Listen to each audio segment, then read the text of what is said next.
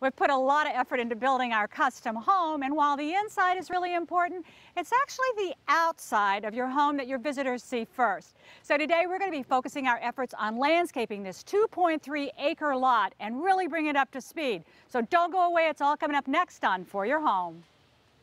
For Your Home is made possible by Anderson Hardwood, committed to producing distinctive, environmentally responsible hardwood flooring while helping to create a better planet for today and tomorrow. For more information, go to andersonfloors.com. Anderson, naturally. And by Ames. Ames True Timber has offered innovative landscape products since 1774, providing non-powered lawn and garden tools, wheelbarrows and lawn carts, watering products and decorative accessories, including planters. And by Custom Home Furnishings Academy, where the professionals learn to sew window treatments.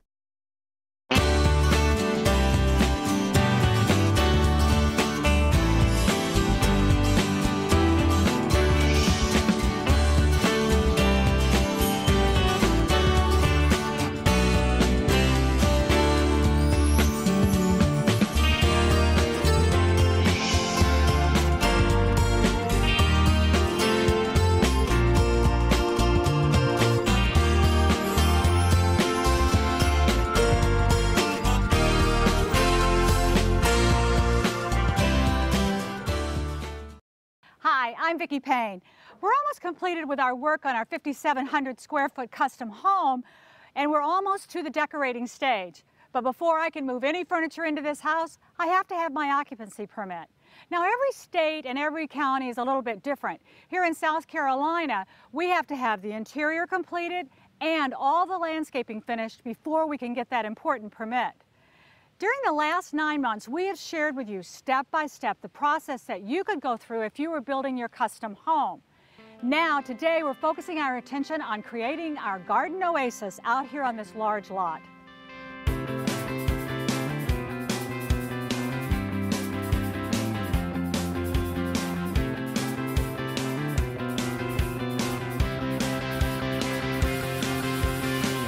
Now, this home site is just a little bit under 2.5 acres of gentle rolling hills all the way down to the golf course. And we want to make use of all of this lot's potential. And if you're watching at home and you're thinking about maybe putting in a rose garden or some tough turf for your kids to play on, we've got some great ideas for you today. And if you're trying to sell your existing home so you can build your dream home, well, did you know that last year, those homes with great-looking landscapes got 15% more value when they sold than those with just an average yard? So you see, curb appeal really pays off.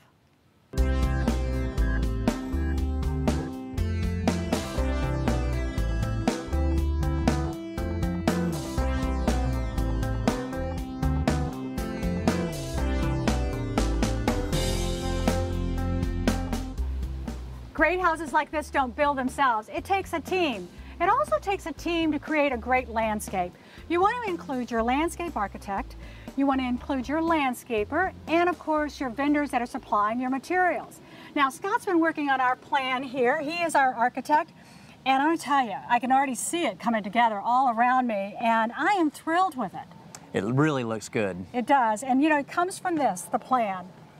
Well, and let me talk you through a couple of things that we've had to even look at. We did have some early planning decisions that we talked about that are key. Trying to get the character, the feel. What is the homeowner trying to do? What are you trying to do in this entire project, the farmhouse, and trying to make sure that that's accommodated in the plan. So you've got some red maples up here at the entrance, which is going to be absolutely beautiful. Right. Well, and we wanted to make sure that we grabbed, you know, that curb appeal right up front. So we've got some immediate impact, some red maples on either side of the drive, and we come in with some, again, an impact of our grove of cherries here on the side. And then as we kind of look in here, and we've got some natural areas, this is one of those areas that will phase in over time. Okay, as the budget allows more planning and more expansion, it'll come in here. But right now, we're just going to limb up the trees, do some mulching under it, and pretty well leave it alone. Right, right. Okay. And as we've talked about in the overall design, we're trying to accommodate, you know, a feel and a character.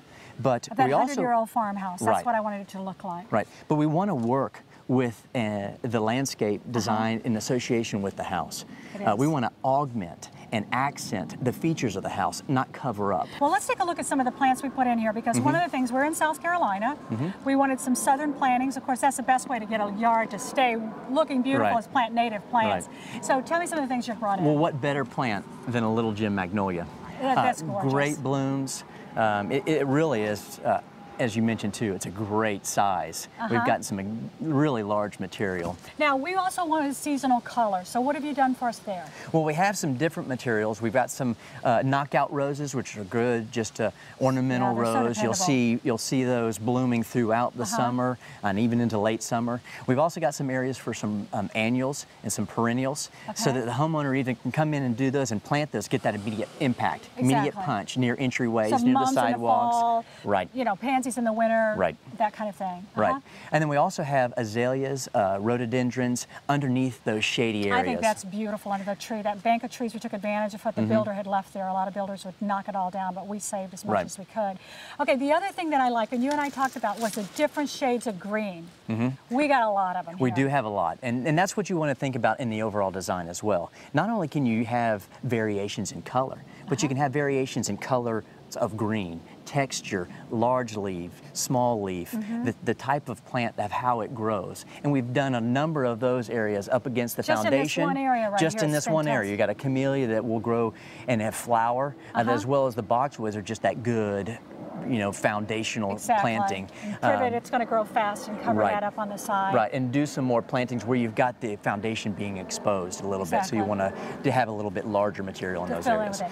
Well, I think that the plan is great. You incorporated a lot of things that you and I had talked about in regards to the age and the style of the house and how we wanted to accomplish it. We've got great room for a pool in the back if we want later, and through the whole thing.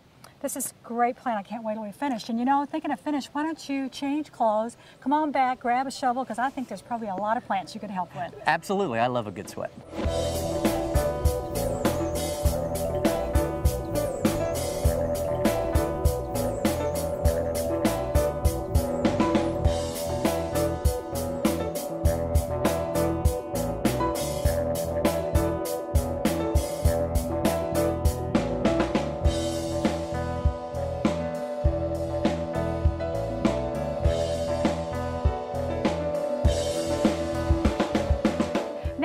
What our plan is for this lot, we need to talk to the guy who's going to make it all happen. And on For Your Home, that's David Jacobus from Madison Landscape. Hey, Dave. Hey, Stacy. How you doing? Good to see you. Good. You know, you guys are doing a great job out here, as always. Thank you. Thank you. This is a big piece of property, almost 2.5 acres. It is. It's been a fun project. It's, you know, I look around and I say, I am just overwhelmed by the size of this place as a gardener myself, but I look at this thing and I say 2.5 acres, we're going to have irrigation here, I hope, because I'd hate for somebody to have to drag a hose around. There'd be a lot of hose to drag around. Yes, there is. There's a lot of irrigation out here. We've got some great products that we're using. The big, wide open turf areas, we're using rotor heads. Okay? That head pops up, swings back and forth, sprays almost 40 feet. For each head. All right. Okay, so that covers a real big, wide open turf, which we have a lot of out here. We got a lot of that. Okay. Couple small areas that we have. That area right in there, it's a little bit too small to use one of these big rotor heads. Okay. So we've got another great little head here to use. This pops up, it's a fixed position, and it can spray anywhere from 6 feet to 18 feet. Okay, so and we you can adjust that. this and keep it exactly what you want, so we're not wasting water, because that's a big concern. Absolutely. You know. Okay, now the shrubs and the hedges and the, you know, other plantings we're going to have, the rose garden, what are we going to use there? All that's going to be drip irrigated. Okay. And what we do is we stub up pipes throughout, and then once all the plants are in, we run this. Okay. Every 18 inches on this pipe, there's a drip hole. There's a drip hole. Okay. And this will put out 1 gallon an hour. So your drip zone may seem like it may run for a while. However, it's not putting out that much water. It's very effective. It goes exactly where the plant needs it, and we're not wasting water. So let's talk about a few of the things I see you got going in back here. Okay. We've got just a regular Natchez crepe myrtle. Okay, with the white blooms to match the house. White blooms, blends in very nice. It'll get 12 feet tall. You know, you can very slightly tip prune crepe myrtles in the winter. That's right. Don't go hacking at them. Don't go hacking them down. Crepe murder. That's right. No, we just tip prune them a little bit, keep them the size you want. We've got some gardenias real close to the house here. be able to get you a great fragrance. You know, and that's one of the things too, is I wanted to pick out some plants that would have been native to this part of the country in South Carolina. Absolutely. Had that southern kind of look, like they would have had a garden. That's right, and that's what that crepe myrtle does. You know, the camellia is the same way. We've got these ferns, same thing. A lot of these are normal, natural plants for this area. One of my favorite features that you put into this house and Scott designed was the cherry orchard up front. It's great. Those are absolutely beautiful. Now, how big are those cherry trees going to get? Those cherry trees could get 20 feet. Okay. It's called a Yoshino cherry. It'll get a great big wide open canopy on it, and that whole thing will grow together. It'll be a little orchard. It'll be beautiful. That's going to be beautiful, and you'll be able to walk underneath it and walk through it and see it. So that's right. It's all coming together great. You know, the only thing we need to do is cover up this red mud with something. We're getting ready for that. We got sod getting ready to go down. Okay, well, thanks, David, so much. I'm going to let you guys get back and do your work. All right, give you these. I don't know how to use them. I know how they do it, though. We do. All right, thanks David. Vic.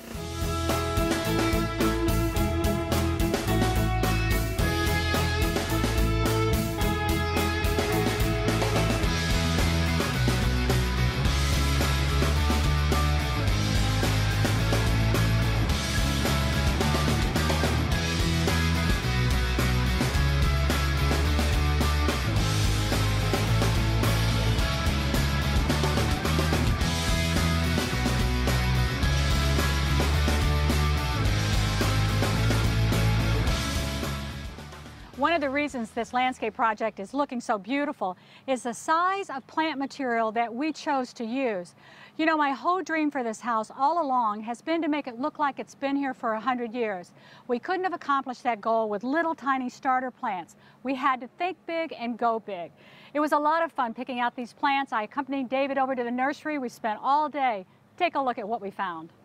David, these loropetalums look pretty good. They are nice, aren't they? Yeah, are we going to have any of these in the landscape? We do. I think we've got 8 or so. They're going down by the air conditioner units. Will they be able to take that heat okay? Absolutely, sure. I love, look, it's still got a little bloom on it. If we're lucky, we can get them to bloom twice a year, in the spring and the fall. Sure. Now, we've got azaleas on our plan, but these azaleas look different than I'm used to. The leaves are so much larger and lusher than what I have. This is a full-grown azalea. This will get big, okay? Not the miniatures that we're used to seeing. That's right, and this is going into center island underneath the trees in a natural area in the front. Oh, that'll be great. Now, we've got some colors to choose from, some different ones. What do you think we should go with? We're going to go with the red. It'll be a nice little pop against the White House. I think it'll look great. Yeah, I like that too. Yep. That'll be really good. And I like the fact they're so full because there's nothing underneath that. I know. Take up a lot of space. What else is on our list? We've got hollies. Okay, let's go check those out. David, these are really looking big and great. I love how healthy it all looks. I know. We've got some of these going in as well. These are big, compact hollies. Okay, now where are you going to put these? All over? Or? No, these are going right up against the foundation of the house. Oh, I love that because, you know, if these things get out of control for any kind of reason, you can hack these all the way down the ground and they'll put right back out again. Absolutely. Of course, you're not going to let them get out of control, No. right? We like to maintain them as they go in. Knockout roses, one of my favorites. Love this rich red color. We've got some of those on the plan. They are. These actually are going right in front of the compacta hollies. So we can really tell what it's going to look like, That's right. Right here. You know, we've got a little bit of a layered effect going in for the foundation. Okay, now the nice thing I like about us putting these red knockouts where we are on one side of the yard, we're going to have the rose garden on the other side, so they're really balance each other out really nicely. Look really nice. What's next thing we want to look at? Now, Vicki, up here we've got these big osmanthus. Osmanthus. Okay, these have a great fragrance to go with them. Oh yeah, I love We're going to use these in the backyard. There's some right there flowering right now. We're going to use these in the backyard, close to the fireplace, close to the patio.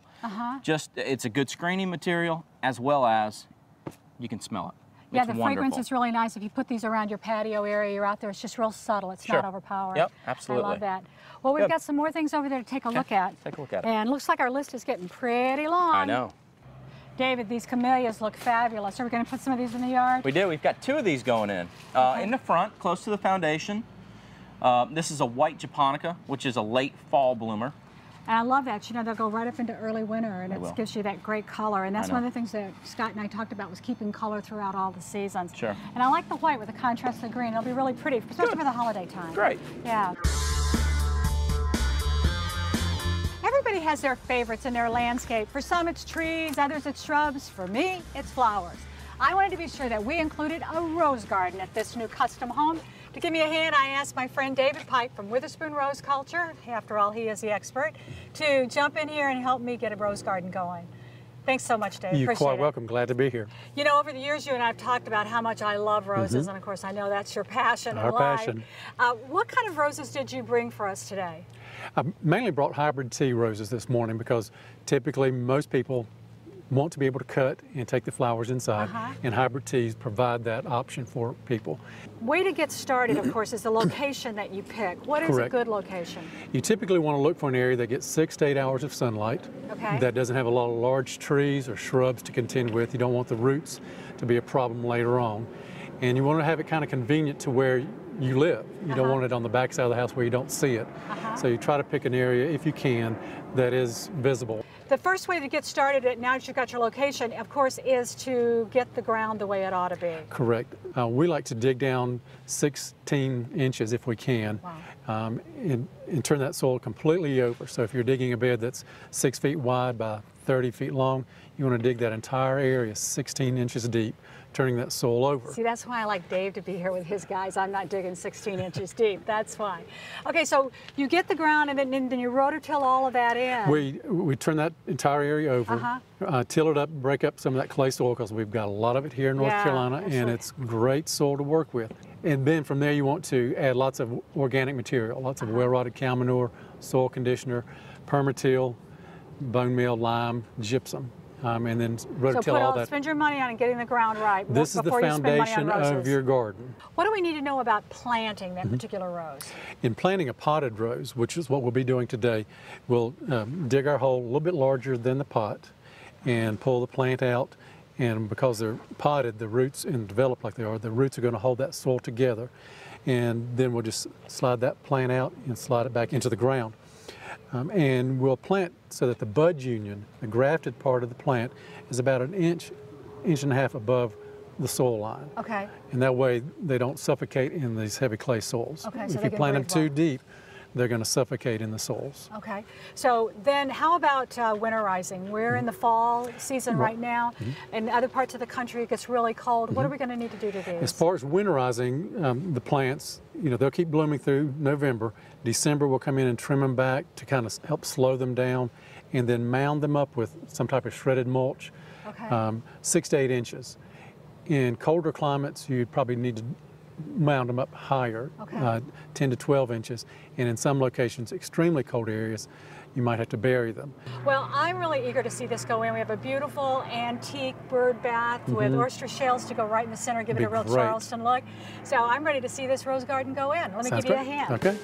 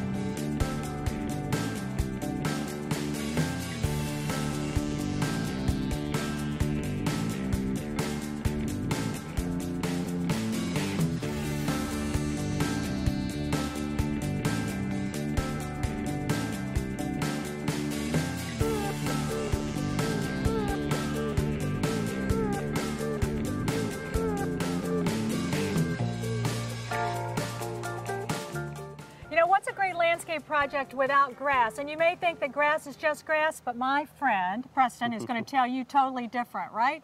That's right. We've got many choices in this area as what you can use as far as grass goes. In this particular yard, is a tall fescue blend. Okay. Very popular grass in this area. And that's what we have right here. That's right. This is the one closest beautiful. to us here. It really is. It's very popular grass in this area. Now, the fescue is going to stay green for me year round, but I'm going to have to put a lot more water on it in the summertime. That's right. Because to get something, you always give up something. And in a cool season grass like fescue, you're going to gain green pretty much 12 months out of the year. Okay, now let's talk about getting that sod down. All right. Okay. But what are the tips to make this sod work for you? Well, first and foremost, probably the most important thing is that it's fresh. Okay. Okay. Fresh, like just being harvested? That's right. That's right. The sod that we're putting down today, we harvested this morning. Oh, really? So now, what's that process just been out of the like field a few hours. What's that process like when you harvest it? We've actually got automated harvesters that come in. I thought it was you with a shovel. No? Okay. That was a few years back. But we take the turf off the top, and you get, what you see here, you get just part of the roots. That's right. You get the upper portion of a mature root system. How long would those roots be if it's growing naturally? I mean, if it's in our field and ultimately here, I mean, they'll be several inches into the ground. Okay. Well, I know Bermuda's out. I've tried to pull it out of my flower beds before it goes down. Bermuda grass will root a little bit deeper than fescue, but fescue is still going to root, 8, 10 inches into the ground. All right. So we get it down. We want to keep it wet all the time. Well, that's the key.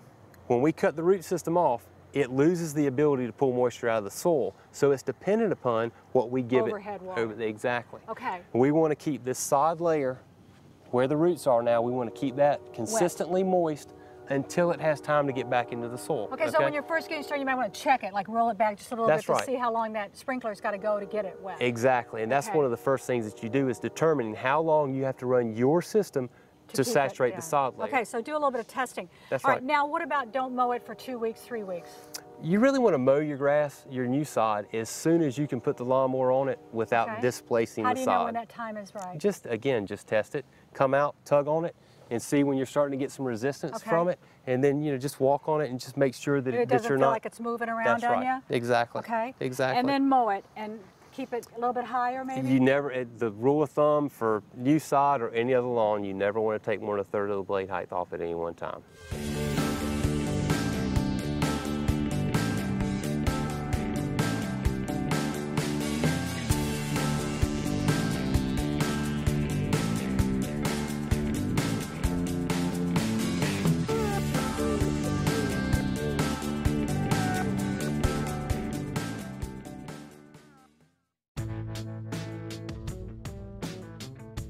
The more and more our population expands out into the country, the more we have to deal with what the country brings us. In that case, for gardeners, it's rabbits and deer. You know, I love to see the deer play and run around through the woods, but I don't like to see them in my garden. There's a lot of ways that you can keep them out of the garden because really what they're attracted to is color and smell. And they're coming to your plants and they're eating those plants because they want to get the moisture out of the leaves. That's the reason they love things like hostas and ferns and rose leaves. So there's a lot of different things you can try. First of all, you can go to your local garden center and buy chemicals that are specifically designed for that. But the problem with that is that they wash away every time it rains, so you got to be really on top of that job. Another thing you can do is you can buy animal hair at your garden center along with urine and blood. Sounds pretty icky, right? But that also deters them from your garden as well. Just put them in a bottle and spray them around or spread the human hair around the edge of your garden. But for me, that all sounds a little too icky. I would rather do it this way, and it really works well. Take a bar of soap and cut it down to a chunk about this size, and the stronger the smell of the soap, the better. Now, we're going to take a piece of cheesecloth from your kitchen and just tie it up into a little bundle like this and tie it off with some of your garden twine like I've done here. The thing I love about this idea is you probably have all of these things in your house right now. I'm going to just tie this little bundle to the end of this bamboo stake and tie a nice strong knot in it so it doesn't want to go sliding down the pole like that. Trim off the ends of your twine when you're done. And then this, you can just stick right out into your garden like that. The smell of the soap will keep the animals away from your garden. And if you're doing this technique, you're going to want to place them about 3 feet apart. And you only need to put them in the areas where the deer and the rabbit are giving you problems. Now, if you're having a party the next day and you want everything to look perfect, just pop these out of the ground. After the party, you can put them right back. And if it rains, unlike the chemical stuff, you're still covered. Now, another way that you can eliminate the problem from deer and rabbits is don't plant the things that they like to eat. You can go on the internet and find a whole list, depending on the area that you live in, of what kind of plants the deer don't want, and those are the ones you want to add to your garden. Hope this keeps your garden pest-free. Well, David didn't let me down. He promised me a rose garden, and these are absolutely beautiful. I want to thank all of my guests today. Scott for the great plan he came up with, David for executing it so beautifully, and Preston for all this beautiful green rolling lawn we have.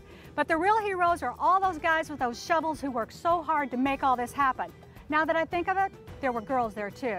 Now next time on For Your Home, we're going to be tackling the inside.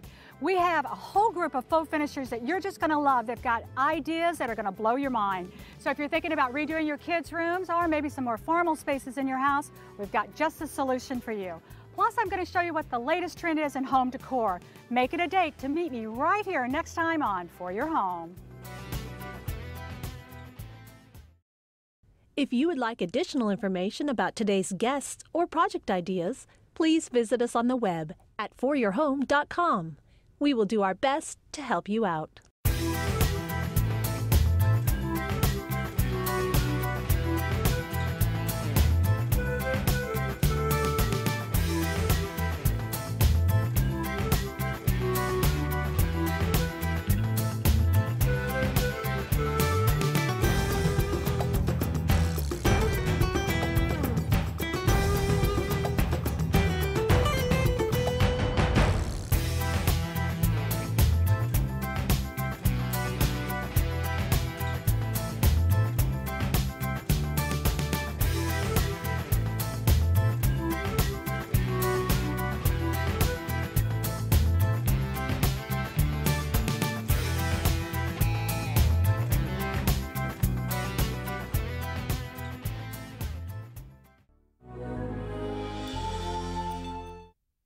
For Your Home is made possible by Shaw Floors offers distinctive flooring options to fit a variety of decors. Shaw strives to have a positive impact on the environment by producing recyclable products like Anso nylon carpets and Epic hardwoods. Shaw, where great floors begin. And by Ames. Ames True Timber has offered innovative landscape products since 1774, providing non-powered lawn and garden tools, wheelbarrows and lawn carts, watering products and decorative accessories, including planters. And by Custom Home Furnishings Academy, where the professionals learn to sew window treatments.